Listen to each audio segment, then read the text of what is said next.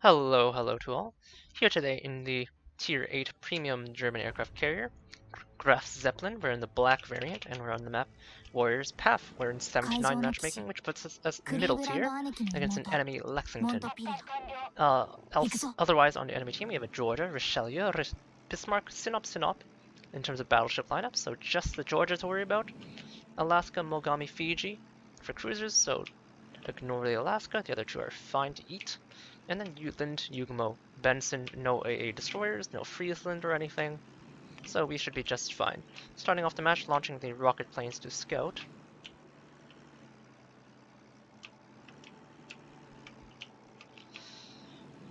Looking for the destroyers, we have a 1-1-1 setup. None of the destroyers are dipped, so we should have mirrored spawns, so a 1-1-1 setup as well. I'm gonna scout B first, and then I'm probably gonna swing over to A. That is my preferred scout pattern, given I'm spawning on this position. If I spawned here, then I'd scout B into A instead of B into C, as I am gonna do so right now. Based on the Synops position, he should be kind of right over where I am.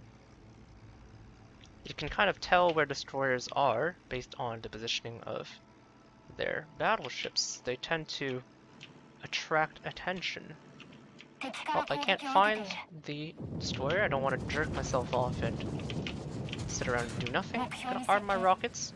The Snop is a fairly heavily armored Russian battleship. However, I am in the Graf Zeppelin, and the Graf Zeppelin's rockets have 40 millimeters of penetration. Find the Lexington on the way in. See the fragile Messerschmitt 155 kind of eating dirt here as I fight through the 3 tier 7s. The destroyer that I failed to scout, I guess, went onto this corner, so I'm going to scout him on the way, but I'm going to make a hit on that outward Sinop, which did pop his damage control after I expended the lives of all my rocket plane pilots. I'm going to protect my Kitakaze as well on the way in. There's a smoke screen over there, informing me as to the directionality of the destroyer. It's coming in towards the center of the cap. So drop a fighter, arm my attack. Looking at the last puff of smoke. I'm gonna make a blind drop, swing around and over. I wanted to take a look at the Sinop's position. Zoom out with my high speed. Don't know why my speed is not kicking up, because I was holding down on W, but apparently I wasn't. At least not according to the game client. There's the enemy Lexington over there. Not ideal to be maneuvering inside of Sinop AA, but at least it's just Sinop AA. Could be much worse. Glide out and over. Use my superior speed. It's a Benson inside the smoke. Get some spotting information for my Kitakaze. Miss the Sinop due to the slow nature of the torpedoes, but we'll swing ourselves around, use the last gasp, arm at a fair distance this time, and zoom in, as the Graf Zeppelin prefers to do so. Staggered launch, relaunching with the APDBs. Still gonna focus down at Sinop. He's fairly close, low AA target. Can lead him without being able to see him by just tracing my torpedoes I just launched. I know about where he is. He takes one torpedo. Pretty inauspicious start so far. A little bit rusty on my Zeppelin, I'll have to admit. Spotted now. My Kitakaze's dead. Okay, I'll deal with that Benson shortly. Just gonna make my strikes onto the Sinop. Probably gonna make 2 passes. Brush against the Fiji's AA there.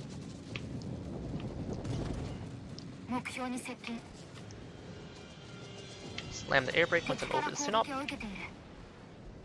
Get a ricochet and a pen. That's Citadels for 7,000. You can see the TA-142 dive bomber aircraft. Not exactly the best platform. Based on how many planes I have left, this is going to be my last pass. Another Citadel, and let's go hunt that Benson. He's beside a Fiji, do note. I'm gonna turn away for now. It's a bit too early for me to start engaging in a overly forward position, but I am going to protect my flank from this Benson by just moving forward and scouting. Indeed, he is trying to do some cheeky shit, so I will deal with him. His smoke is going to be up by now, and he's escorted by Fiji, but Fiji is not exactly the AA escort ship you want to bring if you're under attack from a tier 8 carrier. Lead him just a little bit, manage to score one fire, and turn away with what's left of my aircraft, however, from the combined AA circles of the Yugumo, Benson, Fiji, and Sinop. So that early attack cluster, not the greatest. Looks like fire's ticking for whatever reason. I'm gonna see if the Benson slid out of his smoke. I'm still spotted by aircraft, but not directly. Doesn't look like it. I'm gonna take a look at the Sinop first. Oh, the Yugumo's moving north. So I'm gonna recall those, and I'm gonna make some actually torpedo passes on the Yugumo based on his position. So since he's between those two rocks, it's gonna actually be easy to make a strike from this direction. I know he's exceeded that position now, based on the fact that my carrier hull gets spotted. So hopefully I'm gonna put some fire onto him, leading the Yugumo. Oh, he did not move as forward as I thought he would. Holding down on the air brake. My torpedoes are fairly slow, so it's not gonna be great. Pop my heel and pop a fighter. Waiting for my rocket planes to return to the aircraft carrier, but looks like my early overly aggressive use of them is going to result in some trouble in paradise. Lead by a lot this time. Hopefully I can get one of these to land. He doesn't seem to be paying attention to me. And there's a double torpedo strike onto the Yugumo. At this point I'm gonna alter my course. Okay, at this point I'm gonna alter my course if the fucking buttons would click. Looks like someone else dispatched the... what's her name? The Yugumo. Going to assume manual control for a little bit in order to make that turn properly. And defend my Brindisi, who's, well, in turn defending me.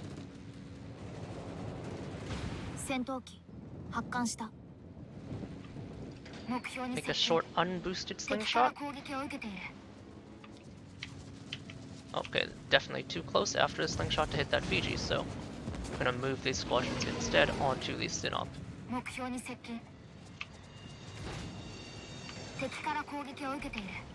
Another single citadel, showing off the relative unreliability, but in spite of their fragile nature, you can see the Sinop's AA is not very able to contest even a single Graf Zeppelin dive bomber in terms of health.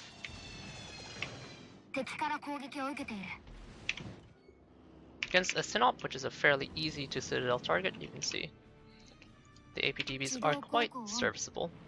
Now with most of the aggression there blunted, I am going to move my carrier hull back. Now the Sinop is on the close side to me, so I cannot hit him with the TA-152 torpedo bombers. Not from this angle anyway, so I'm gonna actually circle around, look for either the Fiji, who is over there, but also, again, not at an ideal angle for me, or just circle around entirely, and take a hit maybe on that Mogami and finish him off.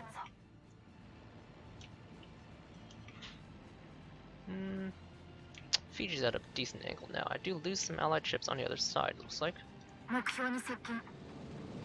It's an awkward angle for the Fiji hit because he can't just turn out, but there is terrain in the way, so it's not as bad as it could be. There's the Benson. It's quite low. I'm gonna try and make a follow-up strike onto the Mogami. Never mind, he's dead. So it looks like it's gonna be an awkward angle shot at the Georgia. Do land all three torpedoes onto the Fiji, so he should be fairly low. Gonna send the rockets off toward the Benson smoke. Have 8 left. I've been fairly aggressive with these. You can see the torpedoes on the Georgia did not hit for whatever reason. Maybe he shorted them, maybe I just flubbed the drop, hard to say. This guy's on fire. Sinop normally quite heavily armored, but the Graf Zeppelin's one good feature are that her rockets are somewhere in between those of a Havar and a Tiny Tim with 40mm of penetration, and since the Sinop is not at the god tier armor of the Kremlin yet, she had exactly 40mm armor in the midsection, I think, so you do actually pen her in most sections with these rockets. You can see that Georgia's still pushing in, so I'm gonna make another hit as I shove my Graf Zeppelin hull into this area. Might actually be worth going after the Jutland. I'd expected the Sinop to die already, so that's why I didn't go for him, but he's still alive. And thus his AA is irritatingly chipping at me. Arming over the hill, popping my heel, taking a look at the Georgia, looks like he's still shoving. There's the Benson as well, who I'm going to incidentally spot. Make the hit, zoom out of the AA, all the way out. 1, 2, 3 hits onto the Georgia. Start to circle around.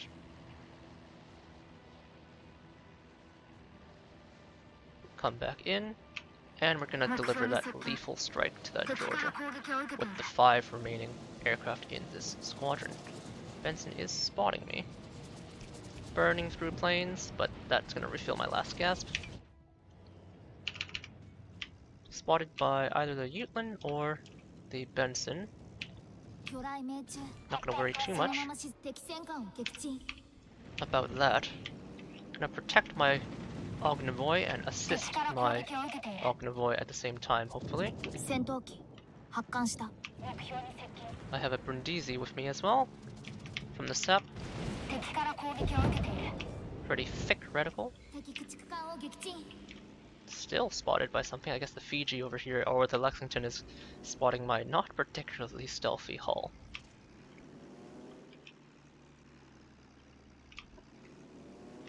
Gonna proceed forward. My rocket planes are no longer that useful. The destroyers have been dispatched. You can see the Graf Zeppelin has very Tiny Tim-esque vertical reticle, which actually has fair fire chance. It's mainly that the ordnance, or sorry, the plane, the Messerschmitt 155 itself is a pretty crappy plane. My reserves are pretty dented here. I'm not taking deck space as a module. I'm taking concealment experts so as to not have an atrocious 15+ kilometer detection. I believe it's 15.8 without CE. And even with CE, it only drops it down to a 14.1. Or with concealment module, it drops down to 14.1, rather. If I took concealment expert as well in the captain build, it would be actually fairly reasonable at, I think, 12 something, but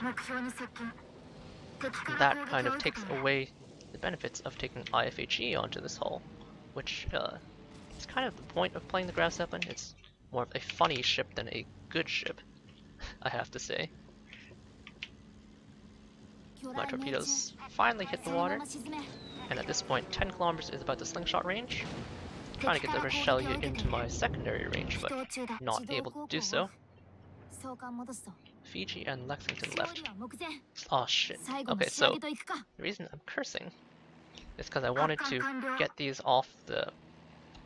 torpedo bomber squadron off the ship before that extra torpedo bomber returned. 3 planes would have been perfect for attacking a enemy aircraft carrier, because that way I wouldn't have any excess planes left over for him to chew up for free once I made the attack on the hull with his torpedo bombers.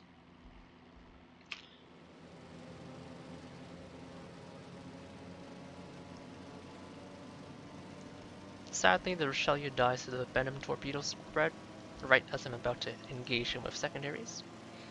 So in spite of getting up close and personal, relatively speaking, we're unable to reap the rewards with our secondary loadout. You can see that self-defense fighter. That is going to be what's going to interdict our torpedo bombers. But the extremely high speed of the TA-152 torpedo bomber allowing me to cross the space of the map very, very swiftly. It looks like he's still in motion, so lead a little more.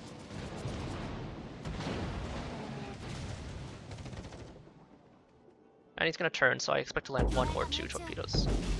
Oh, okay, I did manage to land all 3, and what do you know? There's a perfect 3 on the hull, ready to go.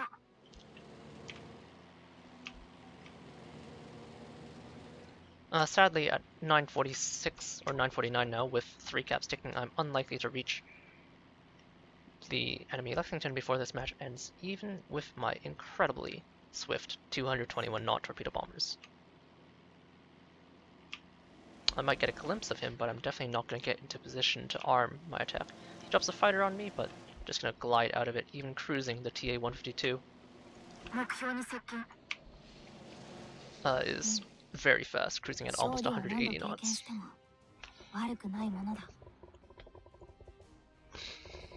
And that was a comfy game, I would say.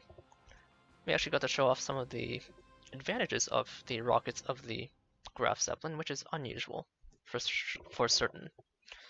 The Graf Zeppelin rockets are definitely, actually it's not even definite, but one of her lesser squadrons, I would say, overall, in terms of performance. 128,000 damage, 16 torpedo hits, 5 bomb hits. Of the 5 bomb hits, 4 were Citadels. They, of course, were all on that Sinop as far as I can remember. And the Sinop is not particularly durable against armor-piercing bombs of any type.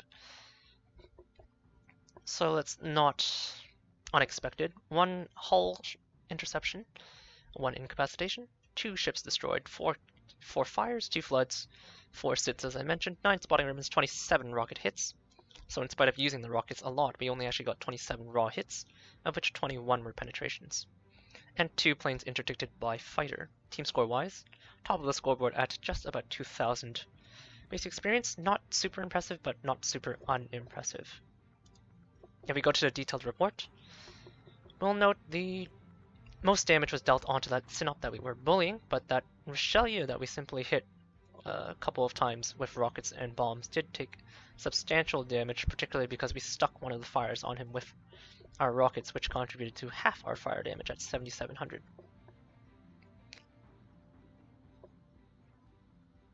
Sadly, no secondary damage in spite of getting as forward as possible in this match. Now, when we were running from that Yugamo in the beginning, it's possible we could have stayed a little closer and traded some damage with the Fiji, but I didn't know the position of the Sinop at the time, so I was afraid of taking too extensive of an amount of hull damage and potentially going down early in the match, and that just would not be great. Damage-wise, you can see torpedoes again pulling the bulk of the work at just shy of 60,000, followed by bombs. Looks like we got, was this 4 perfect citadels and 1 non-penetrating hit? And then rockets at an unambitious 2,400. Credit-wise, this was a decent game, so even without premium time, note that the premium aircraft carrier with modifiers would have earned about 360,000 credits. So not a bad result at all. Now I did talk a bit about my modules and captain skills somewhat during the match, so let's quickly go over before we leave off this short commentary.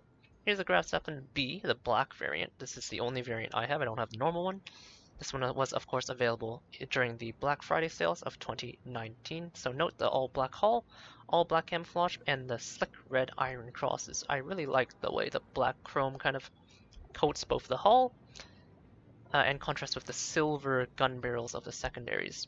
Definitely a very impressive looking thing. I kind of wish the airplanes had some silver markings, maybe or maybe like the iron crosses on the wings or fuselage as markings. But even in all black, they look very, very slick.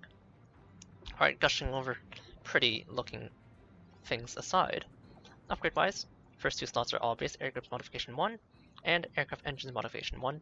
In slot 3, I opt for secondary battery modification. Now normally you take torpedo bombers modification, but because the Graf Zeppelin has an impressive secondary set, you do want to improve the secondaries where possible for the full memeage, shall we say. And then torpedo bombers pull the bulk of the weight, so I put my health onto torpedo bombers. Dive bombers are great when they're great, but they are a rather unreliable munition, so even when they're good, they're still not great, if that makes sense.